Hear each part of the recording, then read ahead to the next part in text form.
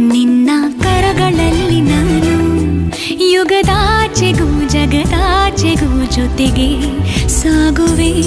ಕಡಲೆಲ್ಲವ ಅಲೆಸುತ್ತುವ ತರವೇ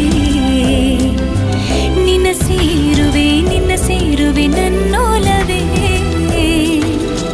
ಸಂಜು ಮತ್ತು ಗೀತ ಸೇರಬೇಕು ಅಂತ ಬರೆದಾಗಿದೆ ಇಂದು